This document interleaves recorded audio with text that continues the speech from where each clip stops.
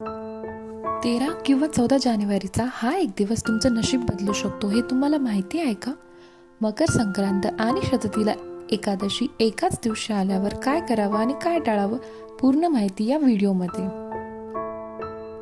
नमस्कार तुम्हा सगळ्यांना. आज आपण बोलणार आहोत एक अत्यंत दुर्मिळ आणि पुण्यदायी योगाबद्दल. मकर संक्रांत आणि शततीला एकादशी एकाच दिवशी आल्यामुळे हा दिवस पाप नाश, धन लाभ, आरोग्य सुधारणा आणि मोक्ष प्राप्तीसाठी खूपच खास मानला जातो. हा व्हिडिओ शेवटपर्यंत नक्की पहा, कारण शेवटी मी एक छोटी कथा सांगणार आहे जी तुमचं मन नक्की स्पर्शून जाईल.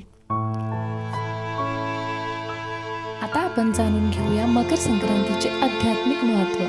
मकर संक्रांतीला सूर्य मकर राशीत प्रवेश करतो.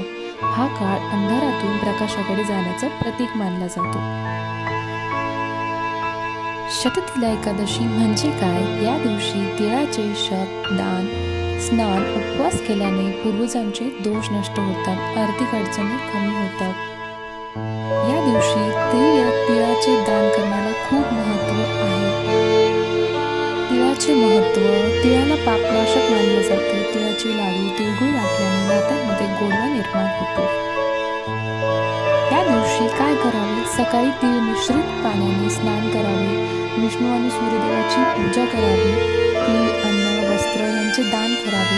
ओम नमो भगवते वासुदेवाय नमः या मंत्राचा तुम्ही जप करावा.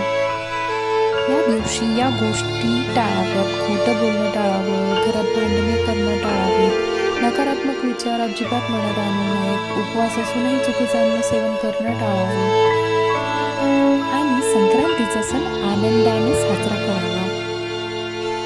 चला तर मग आता मी तुम्हाला ती गोष्ट सांगते. खूप वर्षांपूर्वी एक गरीब ब्राह्मण स्त्री होती. तिच्याकडे दान देण्यासाठी काहीच नव्हतं, पण शततीला एकादशीच्या दिवशी तिने फक्त तीळ देवाला अर्पण केले आणि मनापासून विष्णूंचं नामस्मरण केलं.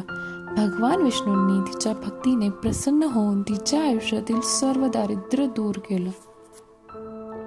या गोष्टीतून मला सर्वांसाठी एकच संदेश द्यायचा आहे की दान मोठं नसतं, भावना मोठी असते. जर तुम्हाला हा व्हिडिओ उपयोगी वाटला असेल तर लाईक करा आणि तुमच्या कुटुंबियांसोबत शेअर करा आणि अशाच भक्तिमय व्हिडिओंसाठी चॅनलला सबस्क्राईब करा. कमेंटमध्ये नक्की लिहा, तिळगुळ घ्या, गोड गोड बोला. मकर संक्रांत आणि शततीला एकादशीच्या आपण सर्वांना मनापासून शुभेच्छा. देव तुमच्या आयुष्यात सुख, समृद्धी आणि आरोग्य देव.